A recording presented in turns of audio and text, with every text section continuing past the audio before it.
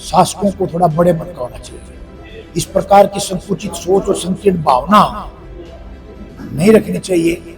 जो जिस चीज का हकदार है वो उतना सम्मान उनको रहना चाहिए।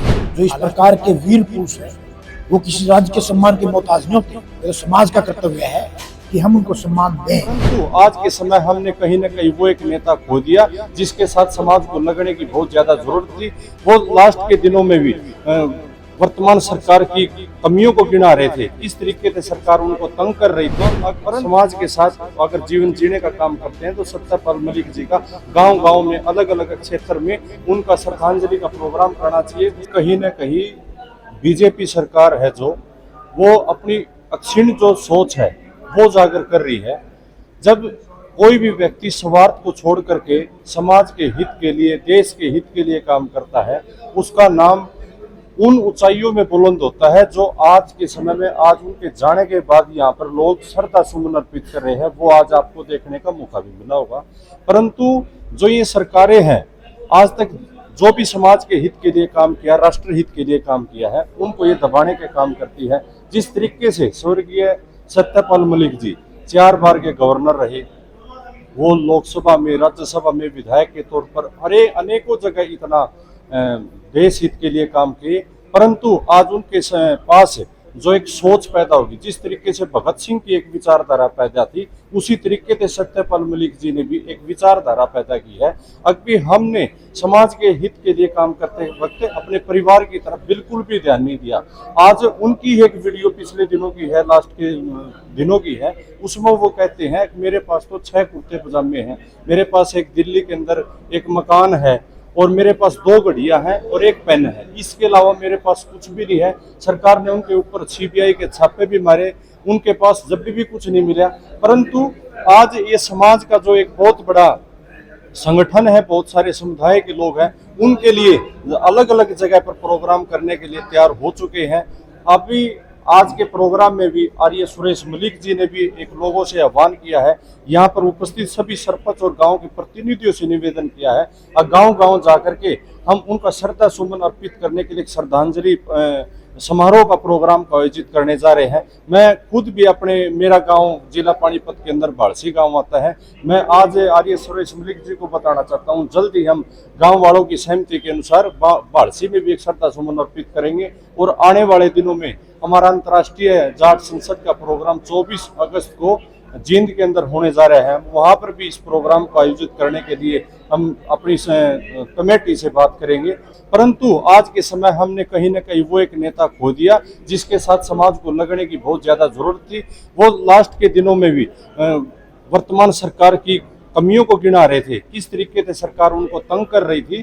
परंतु उस सरकार ने आज जिस तरीके से उनको मान सम्मान जो देना चाहिए था वो नहीं दिया, परंतु लोगों के दिलों में भी वो आज बसते हैं। सत्यपाल मलिक जी को मैं श्रद्धा सुमन अर्पित करता हूं और सभी लोगों से निवेदन करना चाहूंगा, अगर समाज के साथ अगर जीवन जीने का काम करते हैं तो सत्यपाल मलिक जी का गांव-गांव में, अलग अलग क्षेत्र में उनका श्रद्धांजलि का प्रोग्राम करना चाहिए। उसके परिवार को बुलाने की जरूरत है। आज उनका एक छोटा बेटा है कबीर मलिक, जिसको लोग भली भांति तौर पर जानते भी नहीं है, हमें उसको आशीर्वाद देने की जरूरत है। जिस तरीके से सत्यपाल मलिक जी ने देश और दुनिया के लिए अपना प्राण न्यौछावर कर दिए, भगत सिंह की तरह एक विचारधारा को उत्पन्न कर दिया, हमें आज के समय में उनके परिवार को श्रद्धांजलि और उनको समर्पित करने की जरूरत है। कबीर जो मलिक उनका बेटा है, उनको आशीर्वाद देने की जरूरत है। कहीं न कहीं एक रोष भी प्रकट किया कि शासकों को थोड़ा बड़े मन का होना चाहिए। इस प्रकार की संकुचित सोच और संकीर्ण भावना नहीं रखनी चाहिए। जो जिस चीज का हकदार है वो उतना सम्मान उनको रहना चाहिए। हालांकि जो इस प्रकार के वीर पुरुष हैं वो किसी राज्य के सम्मान के मोहताज नहीं होते। तो समाज का कर्तव्य है कि हम उनको सम्मान दें, उनको किसी सम्मान की नहीं। उनका तो जीवन, उनके विचार, उनके कर्म ही उनके बहुत बड़ा उनके लिए तो एक सम्मान है।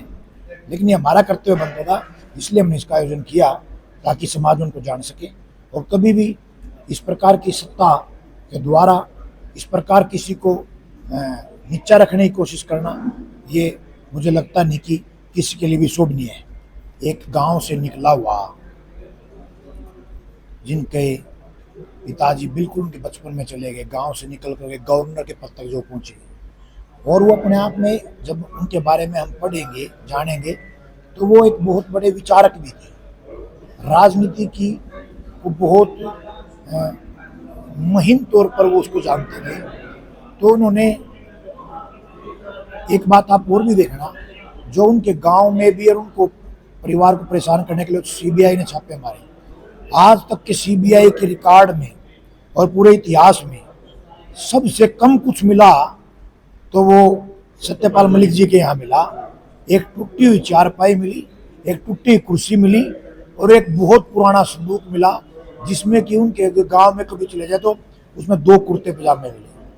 तो ये सीबीआई के रिकॉर्ड के अनुसार भी सबसे कम कुछ प्राप्त हुआ तो वो उनके छापे में उनको मिला। मेरा जो आह्वान था खाली इसलिए था कि किस प्रकार से आप किसी के बीच में रहकर भी, जिस प्रकार से आज़ादी से पहले भी सर छोटू राम गरीबों के मसीहा दीन इलाही और उन्होंने किसान नेता जिस प्रकार से सदन का हिस्सा होते हुए भी और अंग्रेजों के साथ बीच का हिस्सा होते, उस व्यवस्था का हिस्सा होते हुए किस प्रकार से कर्ज की बेड़ियों से बाहर निकाल करके किस प्रकार सभी सर्व समाज पर विशेषकर किसान वर्ग का जो भला उन्होंने किया, उसी प्रकार सत्यपाल ने जिस प्रकार से आप चाहे सत्ता का भी आप हिस्सा हो, लेकिन इसका अर्थ ये नहीं हो सकता कि आप किसी भी गलत बात पर भी जो राष्ट्र हित में नहीं है, जो समाज हित में नहीं है, उस पर भी आप ना बोलें।